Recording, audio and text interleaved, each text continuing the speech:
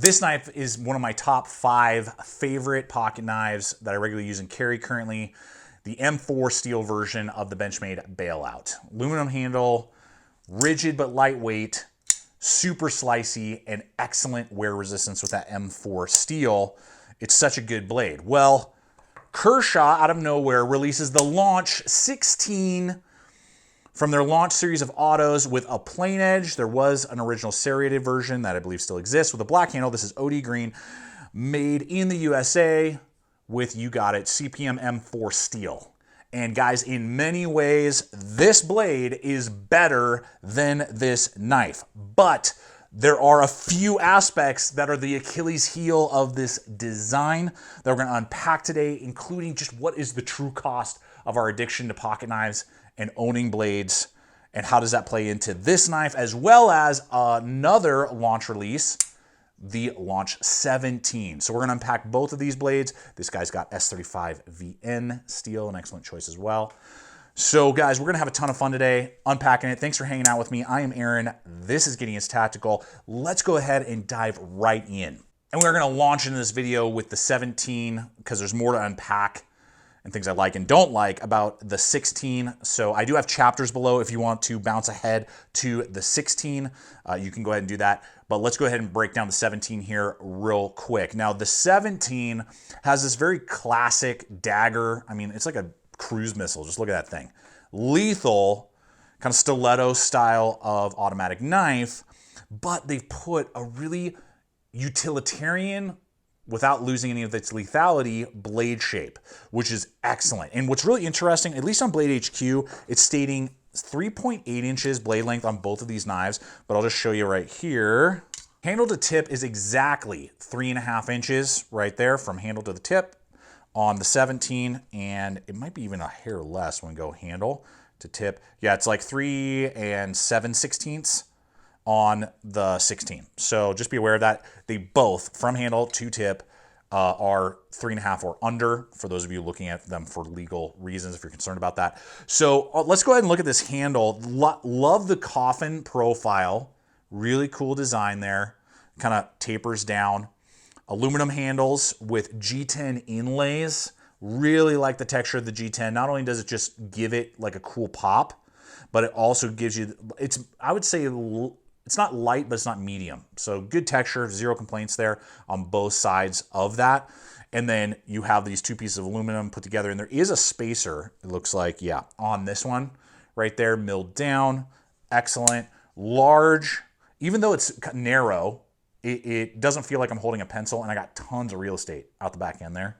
So I really like that. The ergonomics are really good on this knife for this style. And what's great is it has these all rounded, no sharp angles anywhere. I love the milling that they've done, you know, chamfering it down. And then top and bottom guards there to really lock you into place in combination with the G10, you know, so it's just not slick aluminum. In a pierce, even in a reverse grip, you're totally locked into place. But what's really nice is that you can reach over that, and there's this little kind of shelf aesthetic jimping, excellent jimping. It's not aggressive, nice and shallow, but it actually like encapsulates your thumb right there, locks you in, and then you can do long utility cuts, and it feels great. So they really did think through that to give us great ergonomics and manipulation. And then you got that auto feature right there. Bam. I've always loved the speed of the Launch. I have tons of Launch knives. I think I have more Launch autos than any other automatic knife I own. So it's great, snappy, little bit of side to side, just micronic and none up and down. Very, very, very solid. Now on the blade, again, S35 VN, which is a deviation from a lot of the beginning ones, which have CPM 154, which is also an excellent steel.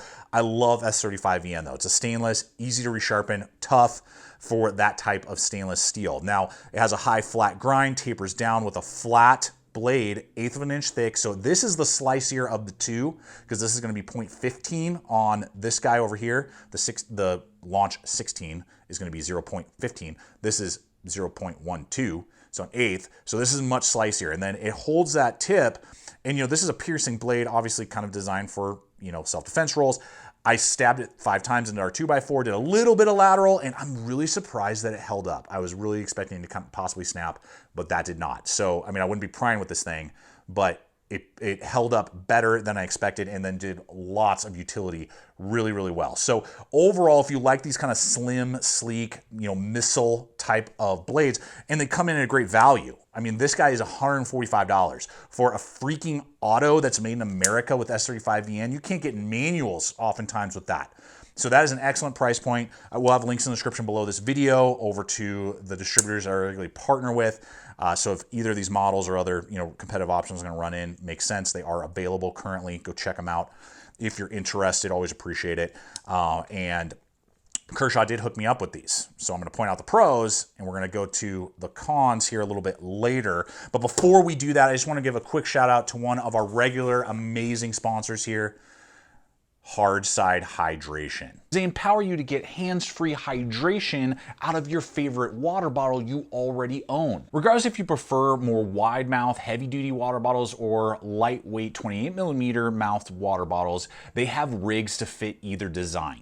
And it's great to have an American-based company providing solutions to problems that we encounter when we're out there exploring and not now having to rely on those cumbersome water bags, but be able to get hands-free hydration in a much more streamlined way. So I'll have a link in the description below this video over to the Hardside Hydration website where you can check out all the different rig setups that are available to help you better determine for yourself which one would be best suited for your environment and needs. And don't forget about my exclusive 10% off promo code, which you can apply towards your purchase. So hop on over and start getting rehydrated. So how about the Launch 16? Oh man, as soon as I unpacked this and I gripped it, I was like, yes, this handle, I'll just tell you right now, ergonomically, this is a better handle than on the Benchmade. That is a huge plus to me. The Benchmade is good, it's slim, but it's, it just doesn't have, let's just get the caliper out. The girth is just not there. And it's only gonna be about 1.5 ounces heavier. This 16 comes in about 4 ounces, and it is like 0.51 on the thickness right there. And then on the Benchmade, let's see. Yeah, 4.2 right there, kind of in the center. So definitely thinner, not by a lot, but this definitely just feels girthier overall, and it has that little bit extra weight. And the 17 is going to be light. I think it's 3 ounces for that guy, which is just wild. So excellent there. And yeah, we'll just look at this. Oh man, this brings back memories because I still have my Kershaw Blur in S30V. Man, who's doing S30V anymore? Everyone's doing S35VN, which I kind of prefer over S30V. But got the Track Tech grips. This guy has got it. Track Tech brings back memories. It's like a rubber. It feels like it reminds you of skateboard tape, but it's rubber. So it's not as I don't know. It doesn't tear you up as much, but it gives you a great tactile feel. Love it. Love the idea of it. Love the look of it. Feels like crushed up rubber, and they encapsulate the pocket clip right there on that other side. All the angles are rounded. Excellent lanyard hole at the back, flow through construction, black standoffs, nice large stop bar right there, particularly for this style of knife, being a Tanto. What I loved is just this right here. The indexing point is amazing. If you're gonna do jimping, it either needs to be this shallow like this or really blocky, and then obviously having all the angles milled. That felt great in the blocky jimping right there. When I was doing like a feather stick, even though this isn't really designed for that, you get the good amount of pressure right there. It just felt really organic with the slight tapering right there. It's just so good. So good. Now this is let's talk about the blade. I guess we'll get to the blade before we start getting into some, Achilles heels. So 3.5 inches, high flat grind on both grinds for the Tanto. I say Tanto. Comment, which one is it? Tanto. High flat, but nice and thick stock back there. Again, because at 0.15 versus 0.09, the Benchmade is going to be significantly thinner. So for sliciness, Benchmade easily wins. The other aspect is with the M4 steel, which is a carbon, excellent wear resistance. So you might get some staining. I have a little bit on my Benchmade because I've had it longer, obviously, on the exposed edge. If that happens, don't freak out. It's just the way M4 steel is. M4, great wear resistance, decent toughness, not mind-blowing. It's like 3V is going to be significantly better in toughness. But great wear resistance, and then it's just not very rust resistant. Now, This is Rockwell at 60 to 62. I know the Benchmade is 62 to 64. So the Benchmade is going to have better wear resistance, just the way it is. They brought it down a little bit, I'm assuming for durability sake, meaning that though it will still have very good wear resistance, the Kershaw will be a little tougher because of that lower Rockwell, and it'll be a little easier to resharpen. I haven't had any issues resharpening or toughness out of the 62, 64. If I had a preference, I would have rather had that for better wear resistance on the Kershaw. And it's going to do a lot of tasks. Stabbing was great. All the different slicing. It just won't slice like the other two blades I'm showing you. Both the Launch 17 will be slicier, and this guy, just because it's pure stock thickness. It's designed to be a more bulldozer, rough and tumble type of blade, and it absolutely feels like that, and just feels like a beefier, more knife. Now, to our issues. The first is, for whatever reason, the button. Now, it snaps out. I love that speed again, but it is really recessed. I mean, it's almost like it's just micronically above the scales. A little bit more with the G10, like it comes up just a hair more, but they're both, if we can get it, there we go, really flush. And that's not the case on my older launches for some reason. So this model, discontinued, the Emerson version. Oh man, I love this thing. I will never get rid of that one. That thing is sick. You can see how much higher the button is than on the 16. You can just, hopefully it's going to focus. There we go. You can see it's so it just means it's easier to engage. Same, and then this is great. They like scalloped around on this one, so you easily can just hit that thing with gloves on. It's not difficult at all. It was almost impossible, I'll be honest, with heavy duty like winter gloves, and almost impossible to deploy these with work leather gloves that are a little thinner. It's doable, but you really got to think about it. If you're law enforcement, military, and you wear gloves a lot, this would not be my first choice for activation buttons because of how recessed they are. I wish it was just up a millimeter higher, or they had scalloped something so there was like a groove, so you could see the, so you would just feel and engage with it in a certain way. And I don't know why they did that on both of these, or like that. So it's doable, and barehanded, once you get the hang of it, you're like, oh, okay, there it is. And you just really have to like engage with it more so than on these other ones where you just feel like it's really intuitive. You have to really put some pressure to get past and really put the meat of your finger right there. The other aspect, like so many stories, including Achilles, that just there's so many good points with these knives. I love the value is there at $150 for this model. Blows this out of the water at $270.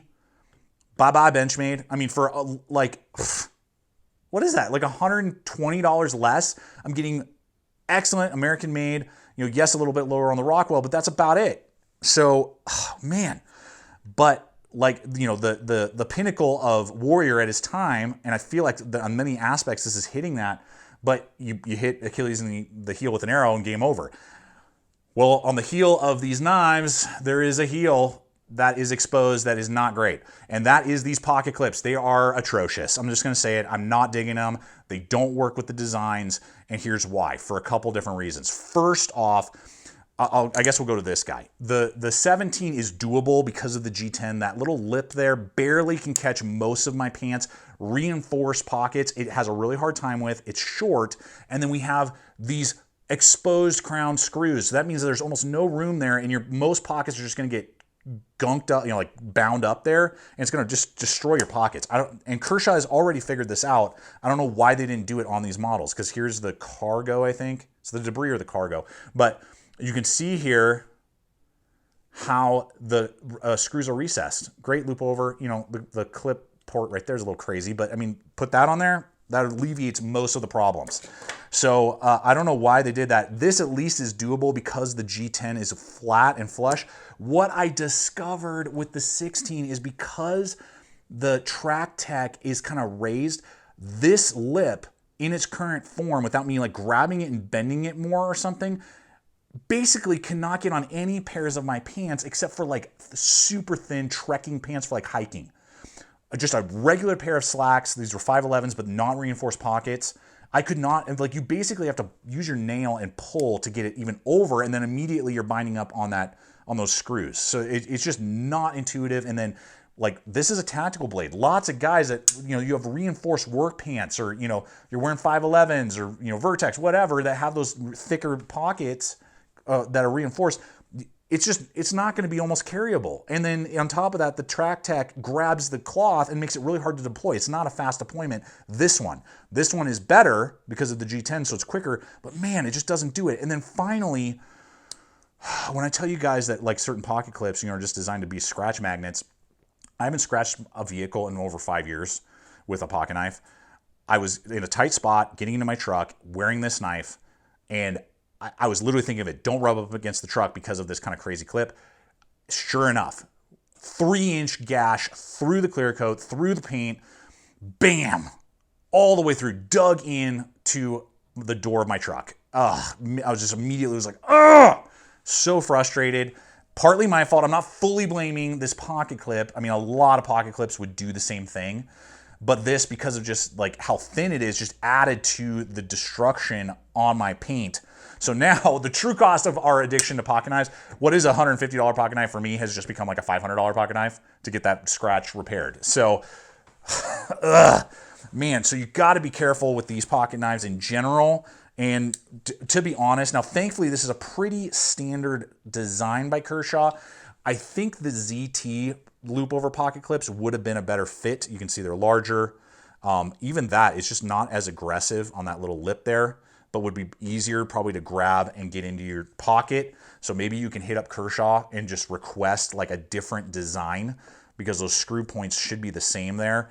You know, obviously like the cargos would be probably the best, just the way they are, but even those are gonna be like freaking scratch magnets. To be honest, like they should have just stuck with these. Even though it's a higher ride for a tactical knife, that's totally fine. I've never had issues with these scratching anything and snagging into the pocket. You want it to be able to get in the pocket. This guy just, it's almost impossible. It's just not, I gotta modify this. I'm going to be modifying this pocket clip. Because other than that, I mean, other than the little button, you know, being kind of difficult to engage sometimes, I love it. I totally love it. So this would have been an ideal.